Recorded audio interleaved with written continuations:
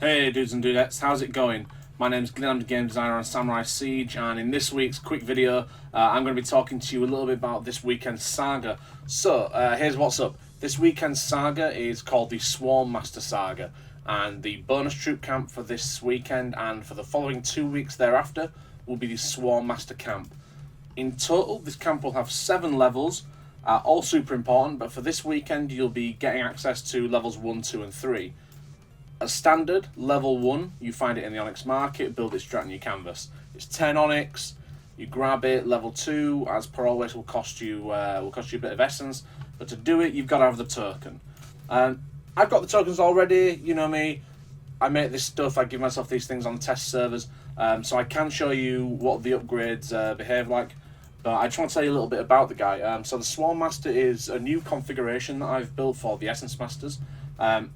He's basically this real creepy dude who spent a lot of time in the Bamboo Valley jungles and in the swamplands, and has managed to come up with this wicked magic that lets him summon sort of these weird, creepy little purple death leeches, like little swarmling minions that just sort of attack your opponent's base and eat through walls and eat through all sorts of things, eat through buildings. And they're like little acid-mouthed leeches that can eat through stone and metal and all that sort of stuff. They're really fun. They look absolutely crazy on canvas. I'll give you a demo in a sec, but just give you some sort of stat dump on this guy. The Swarm Master himself is a bit of a glass cannon. Highly recommend, if you take him into battle, that you bring in some tanks. So that would be any Mongols or Onis. These are going to be really important because this guy, he doesn't take a lot of punishing. You know, he's a naturist. He spends time out there with leeches. You know, he doesn't pump iron. This guy is a glass cannon. But let's see him in action. That'll give you more of idea what's going on. The little minions he spawns, I'll talk as we're demoing this. At level 1, you'll see that he spawns around 5 of these little guys. So there you go, you see him run off to attack a building. He's not designed to attack towers specifically, just anything, but here are the little leeches now. And you can see these little swarm minion leech things sort of encircling whatever they attack and rushing off to the next target. And they have quite a decent amount of sort of HP and damage, you know, but it's nothing overwhelming. What is overwhelming is the number of them that end up down on canvas. Like, you can see his guys going to work. There's one down here attacking this. There's a pack of them up here going to work on these coin markets, and they're just real fun. You see sort of swarming around, popping in and out of walls, and just making a whole pile of mess. So what he does is, over the space of maybe about a second, maybe a little less, he'll spawn 5 of these little guys, and then when he attacks his next target, he'll spawn 5 more. He does attack walls if he's not in range of something to attack, but that's not a problem because when he attacks the wall, he does damage to the wall, and minions spawn, the little sort of sluggy, swarmy leech minions spawn, and they shoot off towards the nearest target. So you saw him there at level 1, does a great amount of damage. Level 2, it's the same number of swarm minions, but he's got a bit more health, and he spawns them a little bit faster. And then at level 3, which you'll get if you score pretty high this weekend, he actually gets a total level up. So the minions themselves get a little bit stronger, but also he spawns 1 more on top of that. So it's really worth going the whole hog and getting level 2 and 3. Level 2, you'll feel the difference immediately, and by level 3, you know, the impact is really significant.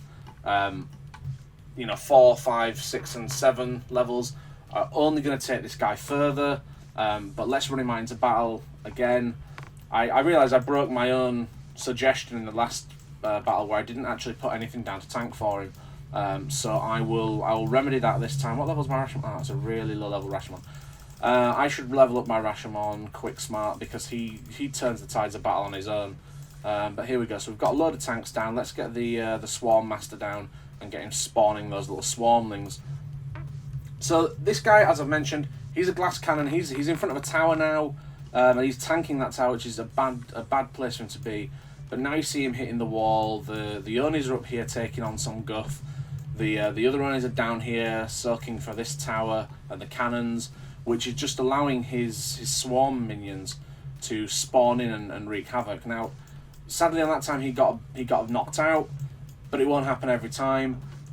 This is only level 3 of him as well, so don't judge him based on his starting performance. I barely deployed any troops, but you see the point. Like, he jumps in, he does a bunch of damage, the little minions spawn, they get to work. I think what I did wrong in that battle was I should really have put him down faster so that he could build up a few minions on the outside buildings. This is a good strategy to use, actually. So you've got the big guys tanking the trouble, but what you really want to do with him when you go to drop bonus troops is drop them a little bit away from the base so that he can build up his own sort of swarm momentum. So if we look at a base now, we have this base.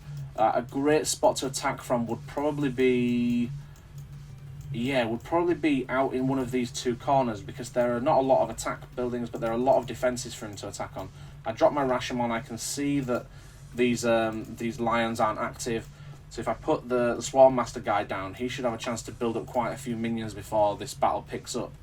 And if I then put my Onis in to tank some of the aggression from the towers, then he'll have a chance to build up quite a following. You know, like a nice little gang of swarmlings to rush around and cause chaos. He's still up. He's hiding under this Rashomon. He's attacking this wall, and you can see them starting to build up now. Like the numbers are starting to really thicken and get in there and make a mess. Even when he's dead, by the way, these guys, these little minions, they carry on going. So his death doesn't mean all your minions die. They're not like standard projectile weapons. These are, in fact, sub-troops that he creates and conjures. It's a really fun troop, really good to use, looks great, dead fun on canvas. So, you know, jump in this weekend, get involved, pick him up. By the end of the saga, when this guy is level 7, he will be absolutely crushing things for you. To give you a hint, I mean, I've told you now that at level 1 and 2 he drops 5 of these at a time. Level 3 he drops 6. At the end of the second week he'll be dropping 7, and by the third week, very top level of this guy, he'll be dropping 9 minions per attack. So every time he targets a wall, every time he targets a building, every time he targets a troop, he'll drop 9. You can imagine over, I mean, this is like almost per second, so you can imagine over 30 seconds, that's 30 times 9. That's an incredible number of these things, assuming they don't get smashed in, to be running around. In terms of how to defend against a Swarm Master, because I think defense is just as important as offense, to defend against a Swarm Master, you want to be putting your lightning towers towards the outside of your base, because in the early levels, in this sort of level 1, 2, and 3, lightning towers, the variant for lightning towers, the one that does the sort of the shock damage, the ricochet thing, where it bounces them off, that is also very powerful. They're also weak against ricochet arrows. If you have the ricochet arrow variant for your archer tower, or if you have the radial lightning damage one for your lightning tower, then I would switch those on, because these miniature troops are weak against them. Alternatively, if you are attacking, then the tip is focus down the lightning towers, because they are going to give you the most trouble. And the ricochet arrows, not a lot of people have them. They were a prize. They're not widely available, so that's not a big thing to worry about if you're on the attack. Just focus down those lightning towers. Don't worry so much about freeze towers. These little guys are immune to freeze. And again, for defense, your freeze towers aren't going to do much to these guys. They will freeze the Swarm Master himself, but they won't freeze his minions. So don't expect them to freeze the minions. Focus on getting out as much lightning tower damage as you can, or damaging lightning towers as much as you can, because they are the counter to this troop. Look, that's all I've got time to tell you. Next week I'll be telling you about the next 2 or 3 levels of the Swarm Master, as well as some of the cool things that are coming down the pipe. So stay tuned for that video. Thank you for watching this one. I'll catch you guys soon. Alright, take care, dudes and dudettes.